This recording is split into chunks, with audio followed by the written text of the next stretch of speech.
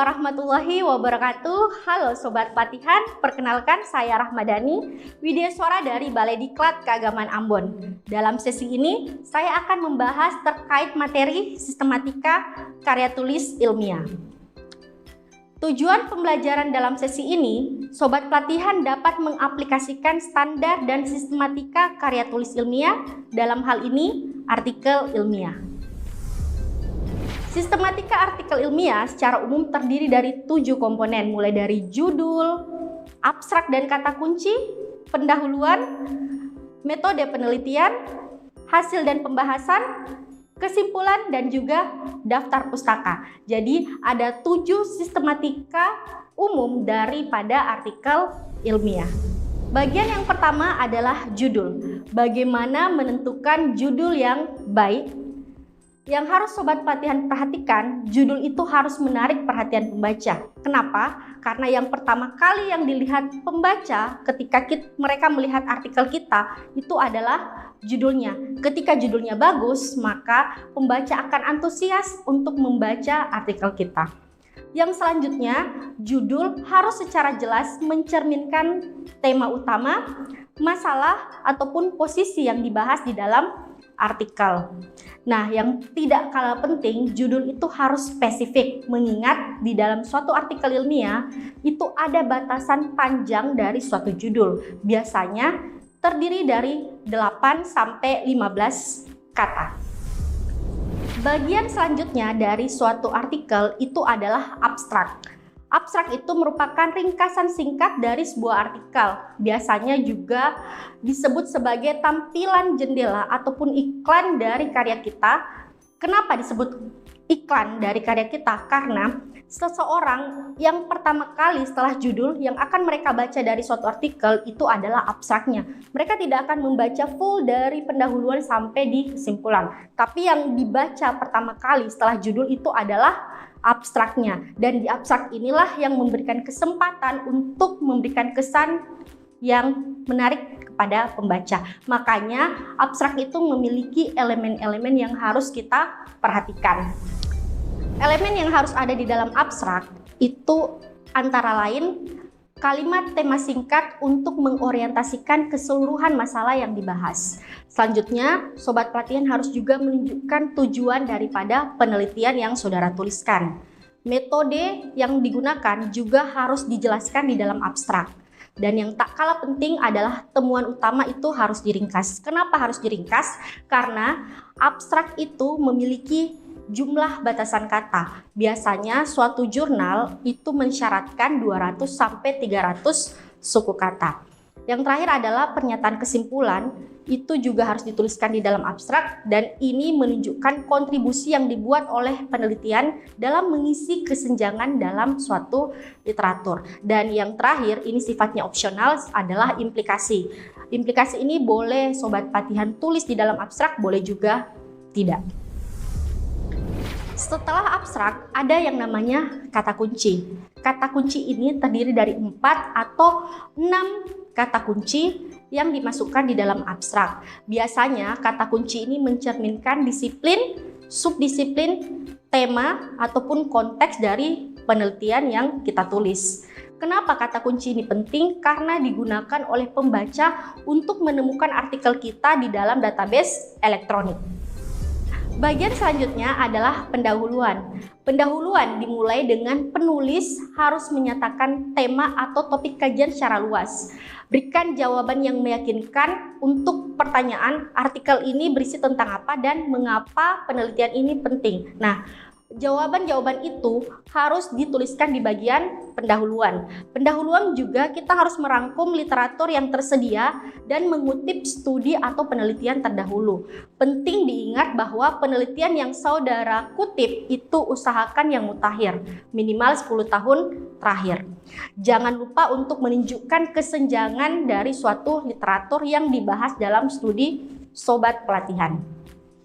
Pendahuluan ini memuat latar belakang masalah, tujuan, konsep, dan juga hipotesis jika saudara menggunakan metode penelitian kuantitatif. Nah, baiknya berikan pula garis besar struktur artikel di bagian pendahuluan. Untuk metode penelitian, silahkan sobat pelatihan jelaskan langkah-langkah yang dilakukan dalam melaksanakan penelitian. Berikan justifikasi singkat untuk metode penelitian yang digunakan. Dan metode penelitian ini harus berisi detail yang cukup untuk memungkinkan pembaca mengevaluasi kesesuaian metode dan keandalan serta validitas temuan yang kita tulis. Metode penelitian memuat rancangan penelitian, teknik pengumpulan data, sumber data, dan cara menganalisis data. Perlu diperhatikan untuk tidak terlalu banyak menulis rumus statistik. Di dalam metode penelitian, kita juga perlu menjawab apa yang kita teliti dan bagaimana penelitian tersebut dilakukan. Metode penelitian harus memiliki informasi yang cukup untuk memungkinkan setiap peneliti lain dapat mereplikasi dan mengonfirmasi penelitian yang kita sajikan. Dengan kata lain, metode penelitian yang baik jika peneliti lain atau pembaca dapat mengikuti atau mereplikasi metode tersebut. Selanjutnya adalah bagian hasil. Di hasil, sobat pelatihan harus meringkas data yang dikumpulkan ketika melaksanakan penelitian.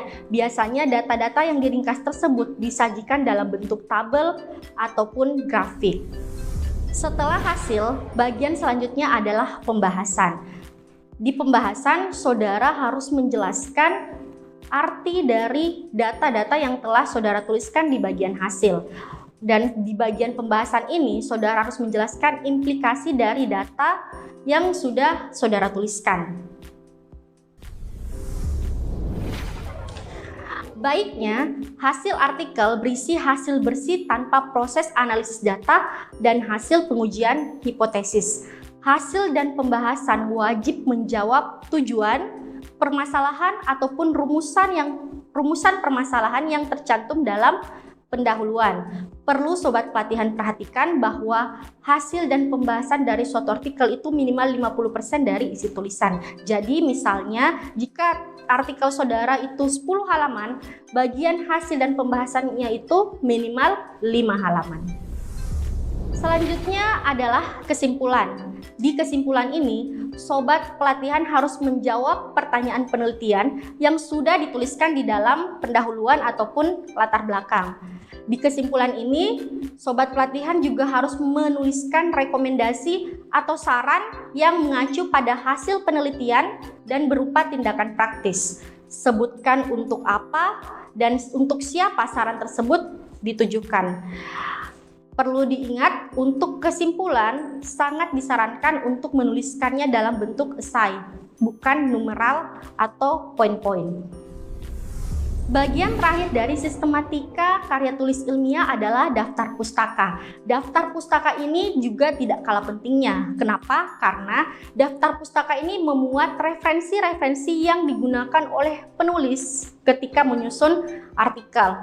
Perlu diperhatikan bahwa dalam menyusun daftar pustaka, kita harus menggunakan style sesuai gaya selingkung jurnal yang kita tuju.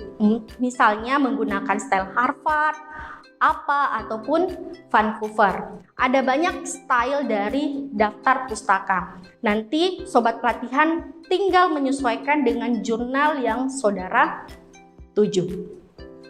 Dalam daftar pustaka, sobat pelatihan juga harus menggunakan manajemen referensi. Manajemen referensi ini bisa membantu penulis untuk membuat daftar pustaka secara otomatis. Beberapa aplikasi yang cukup populer yang digunakan dalam membuat daftar pustaka otomatis ini antara lain Mendeley, Zotero, ataupun EndNote. Penting untuk diperhatikan bahwa daftar pustaka harus mencakup semua sumber literatur yang digunakan dalam artikel ilmiah. Kenapa? Karena hal tersebut merupakan suatu penghargaan bagi penulis yang teorinya dikutip dalam suatu artikel ilmiah. Dan daftar pustaka ini harus berkorespondensi satu-satu. Dalam artian ketika saudara mengutip teori 10 di dalam tulisan, maka daftar pustakanya juga harus ada 10. Jangan sampai saudara tidak menggunakan teori dari seorang ahli, tapi saudara cantumkan di daftar pustaka saudara. Sobat pelatihan yang berbahagia, Demikian materi sistematika karya tulis ilmiah. Semoga bisa dipahami dengan baik. Wassalamualaikum warahmatullahi wabarakatuh.